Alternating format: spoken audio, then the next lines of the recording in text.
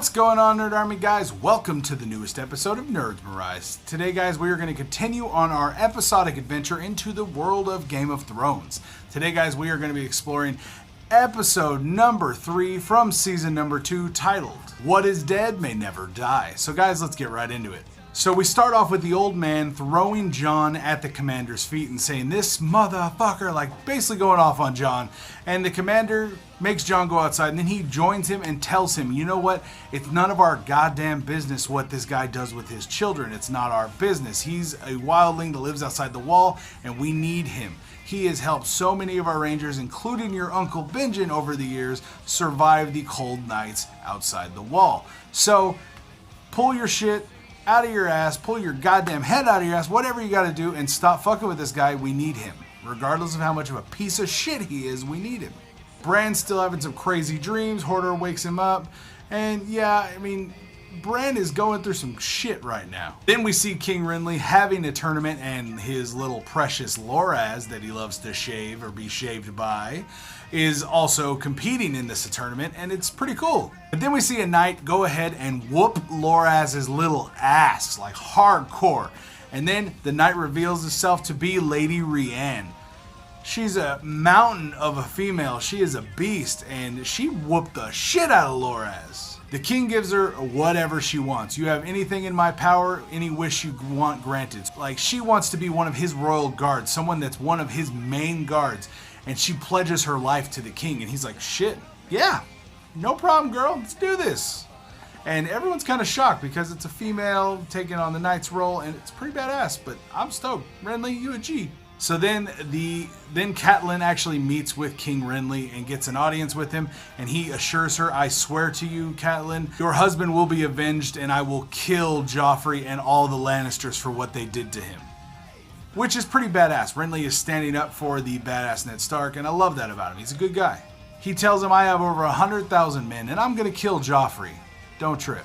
So then Theon meets with his father and his sister is going to be leading 30 ships in this battle they're going to, and Theon gets to lead one ship, and the ship's called the Sea Bitch.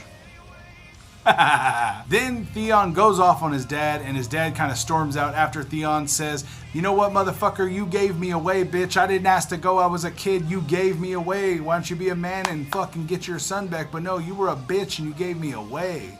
Like, he called him out. It was pretty hardcore. So then Tyrion and Shay kind of have a little lover spat because she's pissed that he's trying to give her jobs that she fucking hates, and he's like, "I'm gonna put you in the kitchen as like a kitchen wench." She's like, "Motherfucker, if I'm gonna be your lady, I'm not no damn kitchen wench. You royalty, son. What the fuck?" So Sansa is sitting there with Cersei Lannister and the little Lannisters, and they are having the most uncomfortable fucking dinner of all time. Then to top it all off, Shay is the new handmaiden for Miss Sansa herself. And Sansa's a bitch because she's all pissed and upset about everything that's been going on, and she has to teach Shay how to be a handmaiden because Shay's a whore. She's not a handmaiden. What the hell?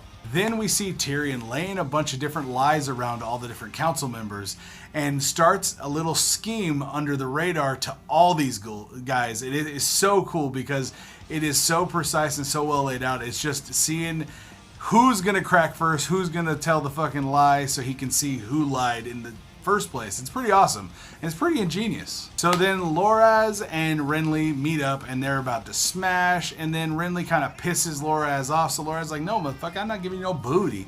And he's like, "What? No, come here, baby, come here. No, fuck that. No, you ain't getting no booty, son." And he leaves. It's fucking funny. Then Renly's wife walks in, and it's kind of awkward because this is Loras' sister.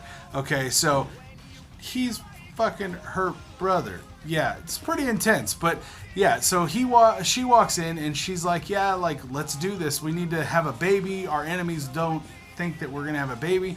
And she's like, "You know what, if I need to bring my brother back in here and make him get you started just to finish me off, that's fine. Like, that's what we need to do. I'll do whatever you want. You're my king. If you want me and my brother at the same time, that's what we'll do, just to make sure you're satisfied." And it's like, what the fuck? This girl is ready to do whatever. Let her brother be the fluffer and get her man off into her.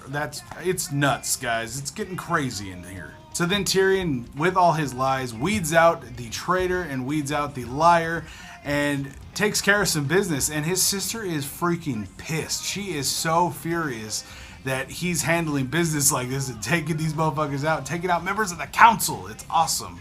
Then we see Theon sitting there in front of a candle in a dark room with the message that he had written to Robb, and he was going to send Robb word, and he just thinks about it, and he wants to be accepted by his father, by his family. So he goes and he just burns that shit. And I was like, oh man, Theon's turning point. He's going to be a G now. I'm excited.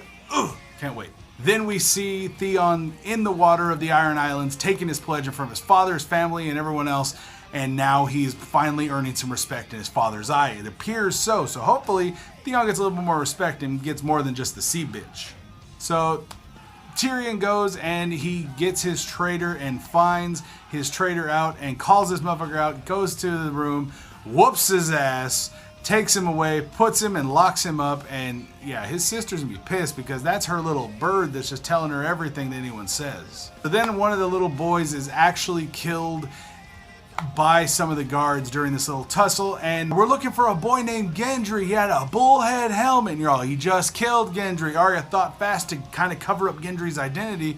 You just killed Gendry. It was a little boy that already got killed, and the helmet was right next to him, so they kind of bought it, and it kind of pans out from there, and I was like, oh, that was a good thought, girl, right off the fly. So this episode was great. Tyrion, again, was phenomenal. He actually weeded out the guilty party and his sister's little lackey, and I loved it, and I loved how he did it. It was so phenomenally laid out and well done. Great job, Tyrion. You're a G. I love Bronn in this episode. There's so many cool characters that I really did enjoy. I'm digging that Renly has 100,000 men and he can just shit on everyone. He even has more men than his brother Stannis. So let's see who the next king's gonna be for real, guys. Let me know your guys' thoughts on this episode down in the comments down below. Make sure you guys subscribe to the channel so you can keep up with all the videos we put out every week. And make sure you guys like this video, share it with all your friends. Check out the playlist with all of our Game of Thrones videos that we've done, and we're going to do all of them up until Season 8 next year, guys. So make sure you guys subscribe to the channel to keep up with all the videos we put out, and I will see you next time. All right, guys. Peace out.